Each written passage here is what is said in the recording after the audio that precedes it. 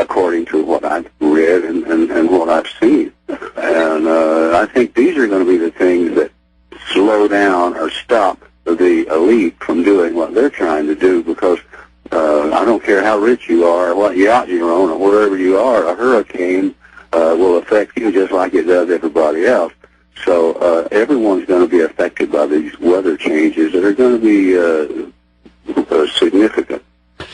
I know you've seen the numbers. They've been widely publicized. In the last 7 years, they say we've had more disasters, more hurricanes, more tsunamis, more earthquakes, more fires, more mudslides, than we had, more red tides than we had in the previous 20-plus years. Yeah, and it's if you do a little research on it, you can find that it's all predictable, and that it's a cycle, and sun cycle, whatever you want to call it. But every so often, these things happen, and the world, the planet goes through some extreme weather conditions, and they last for 30, 40 years, and then things are back fairly normal again. But we're building up to it right now. And all the, talk about 2012 and Mayan calendar, all those things are figured into it. They're just, we're headed toward some really bad weather.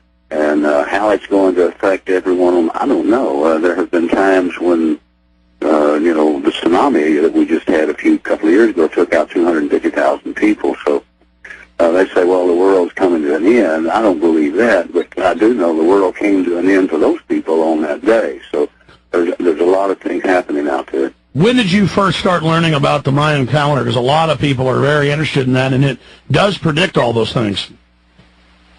I just started hearing about it and started checking up on it and reading about it.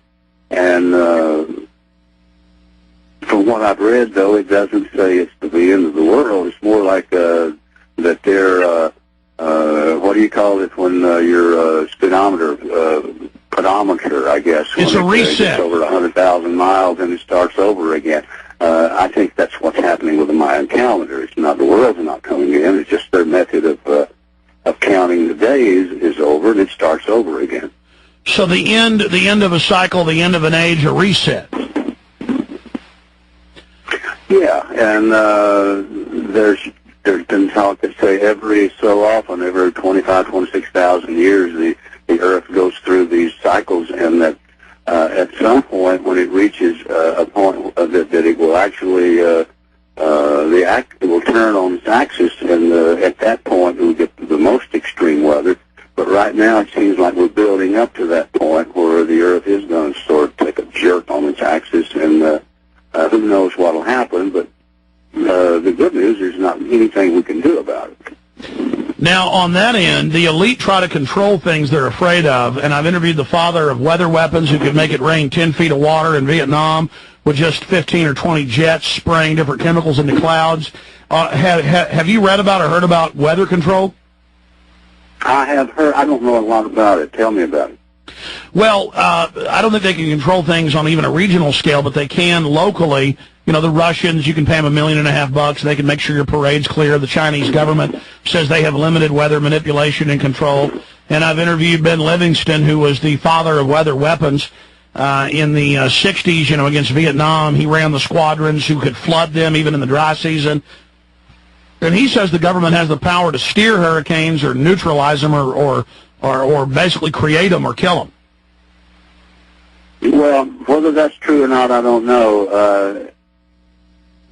I kind of doubt it. I mean, they might be able to slow it down in some local areas, but as far as stopping the planet from doing what it's been doing for millions of years, I doubt very seriously if we're going to do that. Well, I agree with you. From the evidence we've seen, it's the sun that mainly drives our climate, and it's heated up on a record cycle since they've been recording it, and then suddenly, in the last month, it cooled down. So the sun is definitely, in the 300 years they've been studying it, is doing some weird things right now, Willie.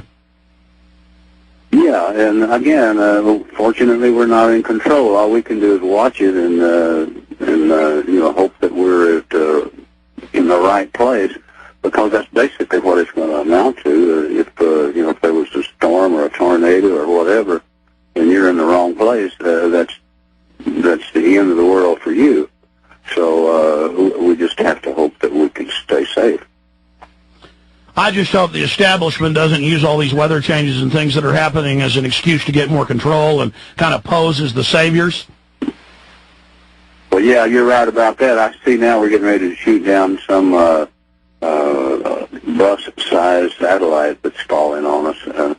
That may be just target practice, getting ready for anything else they might want to shoot down.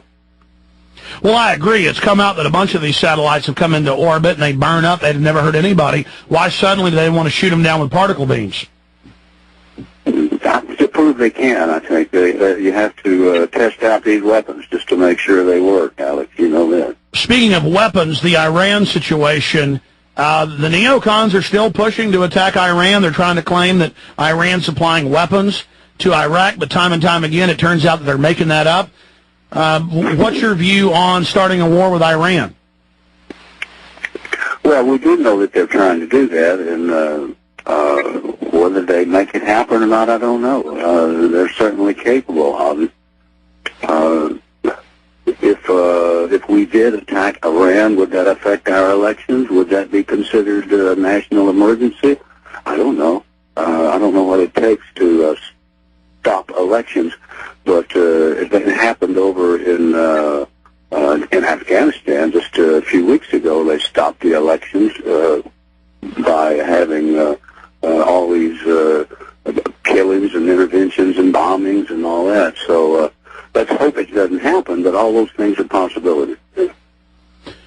Well, the good news is a month and a half ago they tried to claim that Bhutto wasn't shot, and the video came out that she was, and it turns out some of our government agencies were clearly involved. But the polls day one showed that people weren't buying the story. I think that's the difference. Whereas 5-6 years ago people would buy the bull, why do you think now they're not buying the baloney? What's that the George tried to say? Fool me once.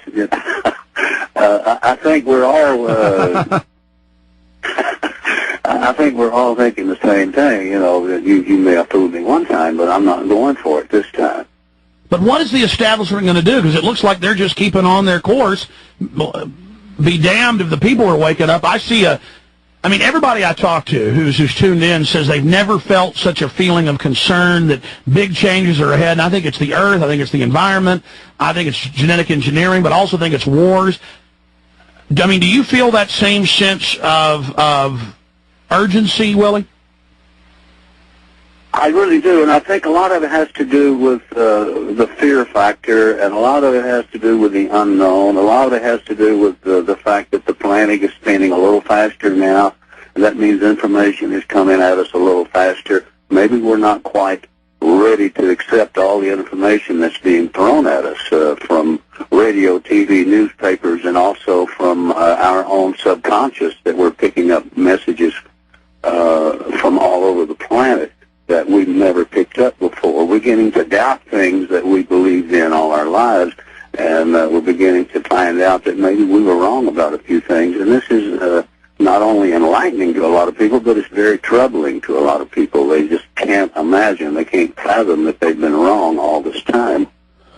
Yeah, it's hard. A lot of people won't wake up, or they refuse to, because they don't want to be proven wrong. And it isn't about that, folks. It's never too late to turn back, is it?